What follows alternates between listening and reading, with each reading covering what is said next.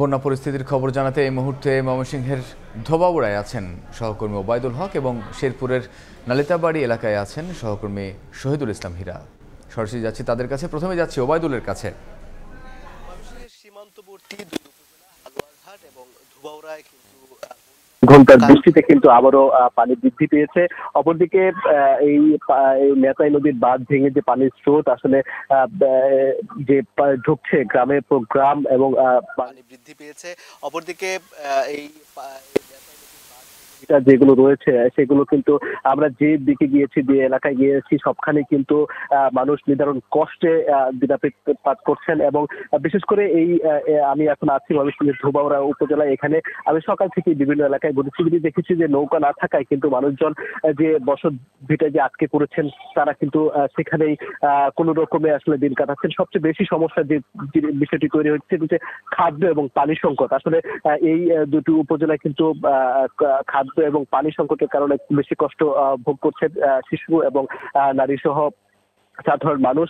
তবে তারা বলছেন যে এখনো পর্যন্ত তারা কোনো ধরনের ত্রাণ সহায়তা পাননি। তবে স্থানীয় প্রশাসন জানিয়েছে যে দুই উপজেলার জন্য 10 করে 20 মেট্রিক টন খাদ্য সহায়তা আসলে বরাদ্দ করা হয়েছে, যেটি আসলে বিতরণ করা হবে। তবে যারা বন্যা কবলিত মানুষজন রয়েছেন তারা কিন্তু বলছেন যে তারা কোনো ধরনের খাদ্য সহায়তা পাননি। তারা কিন্তু এই যে চিরা মুড়ি কিংবা বিস্কিট বা আশেপাশের দোকানে গিয়ে তারা কোনো রকমে আসলে সেই খাবারগুলো খাচ্ছেন। এবং এই যে পানি ওঠার কারণে বাড়ি ঘর এবং বিশেষ করে রান্নাঘর পানি ওঠার কারণে তারা কিন্তু এই চুলা জ্বালাতে পারেননি এবং রান্না করতে পারেননি। দুই দিন যাবৎ কিন্তু তারা সেই কষ্টে আসলে তারা আছেন। আমরা সেটি কিন্তু ঘুরে দেখেছি এলাকাগুলোতে। বেশিরভাগ এলাকায় কিন্তু এই পানিবন্দী এখনো মানুষ রয়েছে। দুইটি উপজেলায় আশ্রয় কেন্দ্রে কিন্তু মাত্র 900-র বেশি মানুষ কিন্তু আশ্রয় কেন্দ্রে দিয়েছে। তবে এই দুইটি উপজেলাতে আমরা যেটি খবর পেয়েছি যে এই হালুয়াঘাট উপজেলায় 25,000 পরিবার এবং আশ্রয় কেন্দ্রে গিয়েছে। তবে এই দুইটি উপজেলাতে আমরা যেটি খবর পেয়েছি যে এই হালুয়াঘাট উপজেলায় 25,000 পরিবার এবং ধোবাউড়া উপজেলায় 15,000 পরিবার এখনো পর্যন্ত পানিবন্দী রয়েছে। তো এই ছিল ময়মনসিংহের হালুয়াঘাট এবং ধোবাউড়ার বন্যা পরিস্থিতি। এবার আমরা শেরপুরের বন্যা পরিস্থিতি জানতে আমরা চলে যাব সহকর্মী শহীদুল ইসলাম হীরার কাছে। কাপাসিয়া নামক একটি স্থানে এই জায়গায় গতকালকে আমাকে এখন যে পরিমাণ পানি দেখতে পাচ্ছেন, গতকালকে এর চেয়ে 2 ফুট পানি বেশি ছিল। আমি যেখানে দাঁড়িয়ে আছি সেখানে আমি দাঁড়িয়ে থাকতে আমার ভীষণ কষ্ট হচ্ছে, স্রোতের পরিমাণ এতটুকু। তো গতকালকে যে আরও 2 ফিট পরিমাণ বেশি পানি ছিল, তাহলে সহজেই অনুমান করা যায় যে এই এলাকায় বা এই জায়গাটিতে কি পরিমাণ স্রোত ছিল। এবং এই স্রোতের তোড়ে আমার রাস্তার পাশে যে বাড়িঘরগুলো আছে সেই বাড়িঘরে অনেক ঘর ভেঙে গেছে, অনেক ঘরের। নালিতাবাড়ি উপজেলায় বন্যার ক্ষতিগ্রস্ত মানুষ বেশি ক্ষতিগ্রস্ত হয়েছে। তবে একটা সুখের বিষয় হচ্ছে উজান থেকে পানি নেমে যাচ্ছে। পানি উন্নয়ন বোর্ড আমাকে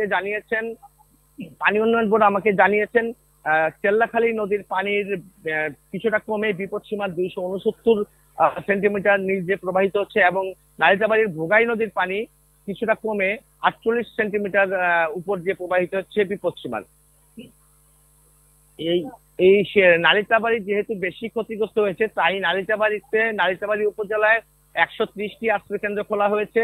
জেলা প্রশাসক আমাকে জানিয়েছেন নালিতাবাড়ি উপজেলায় 130টি আশ্রয় কেন্দ্র খোলা হয়েছে। এই আশ্রয় কেন্দ্রগুলোতে প্রায় 5,000-এরও বেশি দুর্গত মানুষ গিয়ে আশ্রয় নিয়েছেন।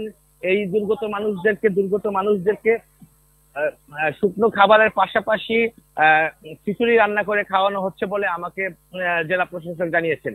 আমি সেনাবাহিনীর কর্মকর্তাদের সাথে কথা বলেছি, তারা আমাকে জানিয়েছেন এ পর্যন্ত প্রায় 4 শতাধিক মানুষকে উদ্ধার করে নিরাপদ আশ্রয়ে নিয়ে যাওয়া হয়েছে। সেনাবাহিনীর 6টি টিম কাজ করছে নালিতাবাড়ি সহ বেশ কয়েকটি জায়গায়। সেনাবাহিনীর একটি উদ্ধারকারী হেলিকপ্টার সার্বক্ষণিক প্রস্তুত রয়েছে। সেনাবাহিনী আমাকে জানিয়েছেন যখন হেলিকপ্টার দিয়ে উদ্ধার করার জন্য অনুরোধ জানানো হবে তখন হেলিকপ্টার দিয়ে দুর্গতদেরকে উদ্ধার করা হবে। তো শেরপুরের এই ছিল আমার কাছে বন্যার সর্বশেষ তথ্য। শেরপুর ও ময়মনসিংহ থেকে সহকর্মীরা জানাচ্ছিলেন বন্যা পরিস্থিতির সবশেষ তথ্য।